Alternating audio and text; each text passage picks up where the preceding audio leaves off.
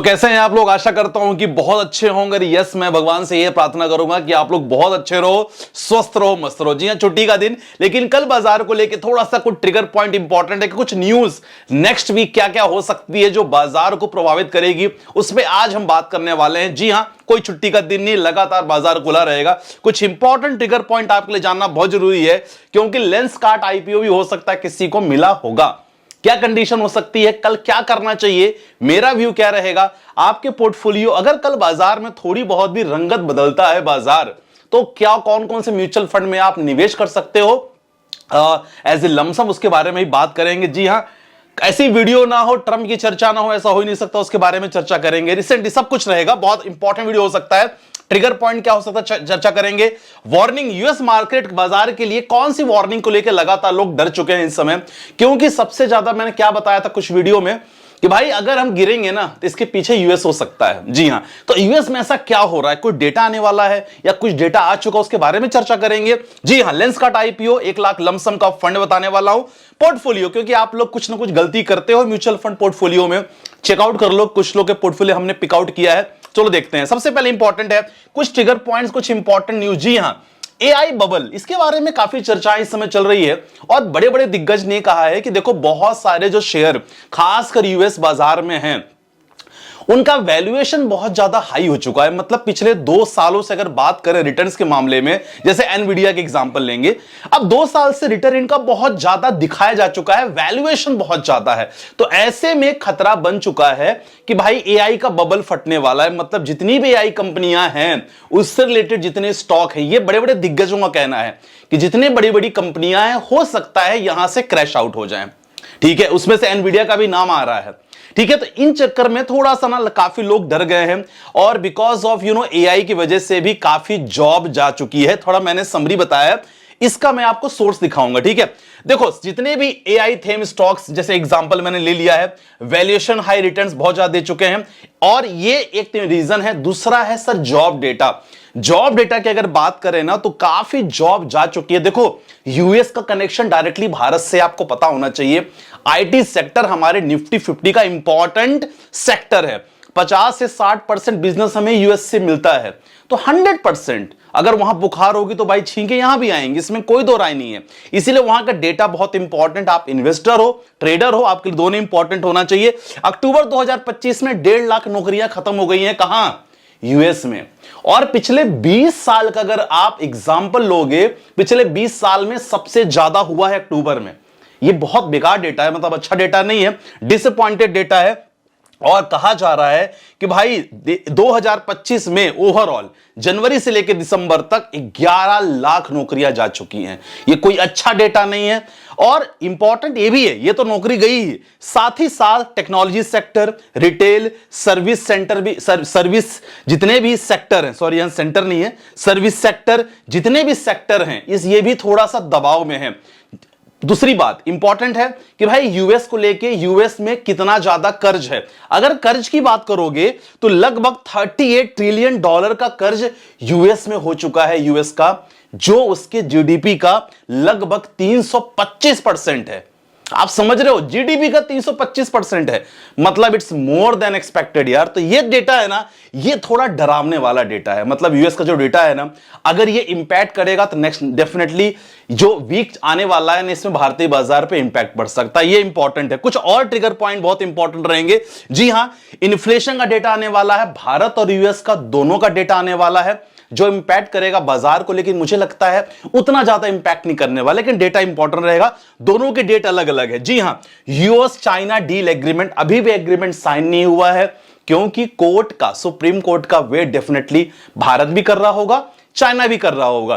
Court से क्या फैसला आता है ये बहुत इंपॉर्टेंट बात रहेगी। तो अभी तक कोई एग्रीमेंट ट्रंप साहब ने साइन नहीं किया है, बट स्टेटमेंट में क्लियर कहा है कि भाई जो हमारे प्रेसिडेंट साहब हैं चाइना के, बहुत ही चालाक हैं, बहुत शातिर इंसान हैं, और मैं चाहूंगा कि जैसे उनके जितने भी साथीगण हैं, मतलब जितने भी उनका मेंबर ऑफ टीम है, वैसी टीम मुझे मिले, ऐसा उन्होंने विश किया। उन्होंने एक कर रहे थे, कॉन्फ्रेंस कर रहे थे, उन्होंने ऐसा मेंशन किया है। लेकिन दोनों तरफ तारीफ तो उनकी दोनों तरफ हो रही, चाहे मोदी की तारीफ करो, चाहे चाइना की प्रेसिडेंट साहब की तारीफ करो, जिनपिंग की, तो दोनों तरफ लगातार तारीफ चल रही है। लेकिन फिलहाल एग्रीमेंट की कोई खबर नहीं आई है। ये बाजार को लेकर थोड़ा सा अनिश्चित है, मतलब स्टेबिलिटी नहीं देता है। करेक्ट, ठीक है, चलो ये इंपॉर्टेंट है। और ट्रिगर पॉइंट क्या रहेगा जी? हां, बिहार इलेक्शन का रिजल्ट 14 नवंबर की डेट है रिजल्ट की, वो भी इंपैक्ट कर सकता है, तो ये भी एक इंपॉर्टेंट ट्रिगर पॉइंट रहेगा। इसका भी डिटेल्स आपको लगातार मैं दे दूंगा। तो ये सारे ट्रिगर पॉइंट है जो आपको जानना बहुत जरूरी है।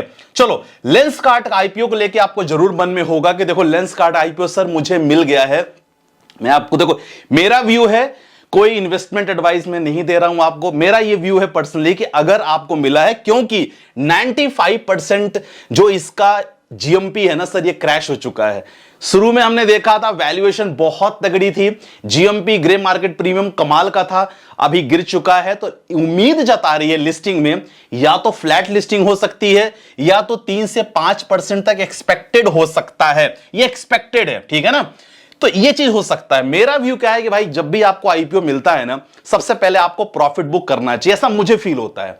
अगर आप प्रॉफिट बुक करते हो डेफिनेटली क्योंकि मैक्सिमम लोग जितने भी रिटेलर्स होते हैं सबकी पहली कोशिश यही रहती है, लॉन्ग टर्म इन्वेस्टर हो कोई दिक्कत नहीं, लॉन्ग टर्म बोले तो 5 साल से ऊपर, लेकिन शॉर्ट में मुझे लगता है सबसे पहले आपको प्रॉफिट बुक करना चाहिए, इसके बाद इसमें आप बने रह सकते हो, ठीक है। चलो, ये इंपॉर्टेंट पॉइंट हमने नोट कर लिया है। चलो, अब आपके मन में आता है कि सर अगर जितनी भी न्यूज आ रही है, अगर इसके कारण कल बाजार प्रभावित होता है, बाजार में 5 से 700-800 पॉइंट की गिरावट अगर होती है, तो कौन कौन से फंड आपके लिए सही रहेंगे, ये मैंने नोटिस कर दिया है। थोड़ा सा ये मेरा व्यू है, देख लो आप। मोतीलाल ओसवाल का मिड कैप फंड, एचडीएफसी का फ्लेक्सी कैप फंड, इन्वेस्को का मिड कैप फंड और बंधन का small cap fund.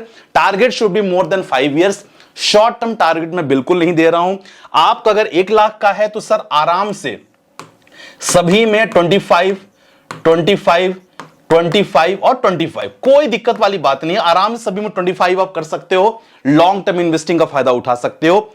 As per the market condition में शॉर्ट टर्म का बिल्कुल भी आपसे नहीं कह रहा हूं। चलो, आप बोलोगे संदीप भाई जो आप बबल की बात कर रहे थे, कौन सी न्यूज आई है, मैं आपको दिखाना चाहूंगा। जो बबल की न्यूज आई थी, ये न्यूज है आज तक .in में इसको कवर किया है।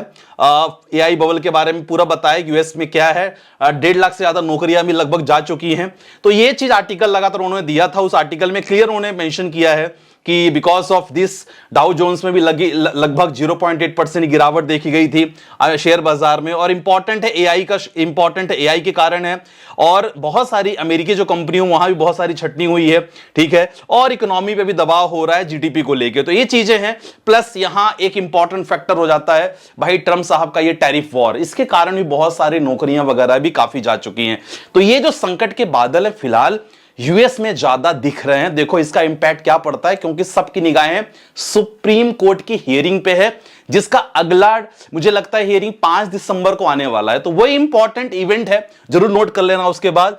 बाकी अब आपके पोर्टफोलियो देख लेते हैं। आपने काफी पोर्टफोलियो भेजा, आप लोग भेजते रहो पोर्टफोलियो का, यहां में बिल्कुल फ्री चार्ज, कोई दिक्कत नहीं है। अगर आपको जल्दी चाहिए, you can take the subscription of mutual fund, stocks, swing trading, intraday, everything हमारा कंप्लीट सब्सक्रिप्शन प्लान है। डिटेल में हो सकता है, देख लो क्या ऑफर चल रहा है, डिस्क्रिप्शन पे नंबर है, वहां चेकआउट कर सकते हो।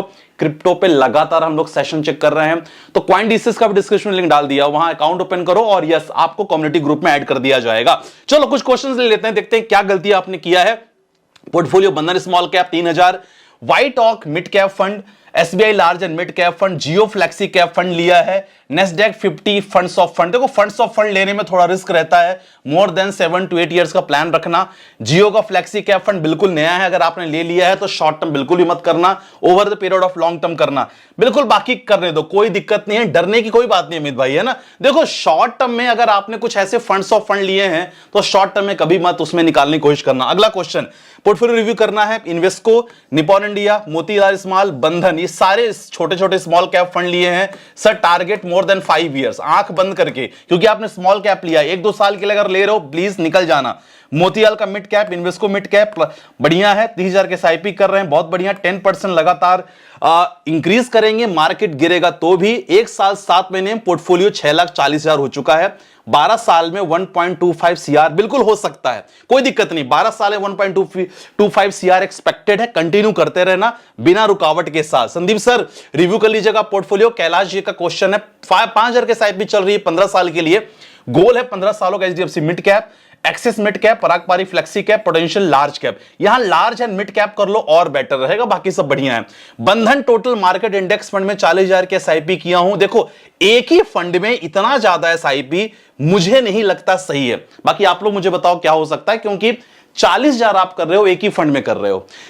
दिस शुड बी डाइवर्सिफाइड, थोड़ा सा स्मॉल कैप में रखो, थोड़ा मिड कैप में रखो, थोड़ा बहुत फ्लैक्सी कैप में रखो, बेटर रहेगा। इसमें यू कैन नॉट एक्सपेक्ट बहुत ज्यादा रिटर्न, इंडेक्स फंड में आप कर रहे हो, यहां फ्लैक्सी कैप लग सकते हो, लेकिन ओवरऑल 40,000 को आप 10,000 में भी 4 में डिवाइड कर दोगे, ज्यादा बेटर रहेगा। तो माय डियर फ्रेंड्स, कल के मार्केट को लेके यही लग रहा है कि थोड़ा बहुत मार्केट में एक छोटा सा दबाव जरूर बना है। अगर कल मार्केट में तेजी आती है तो कोई रीजन तो स्पेसिफिक नहीं मिल रहा है।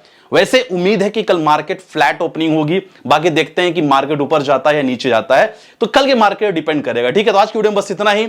ओवरऑल आपको पैनिक नहीं होना है, शेयर्स आपको बेचना नहीं है, फंडामेंटल अच्छे स्टॉक लेके रखो, स्टॉक को डाउट होगा वीआईपी स्टॉक्स ग्रुप से जुड़ सकते हो। लगातार हम लोग वहां बताते हैं कि आपको क्या एंट्री है, क्या एग्जिट है, कोई दिक्कत वाली बात नहीं है। और ओवरऑल बाकी चीज अपना ध्यान रखना है, परिवार का ध्यान रखना है। ठीक है, मिलते हैं नेक्स्ट वीडियो के साथ, अपना ध्यान रखिएगा, बाय बाय, टेक केयर, जय हिंद गाइस।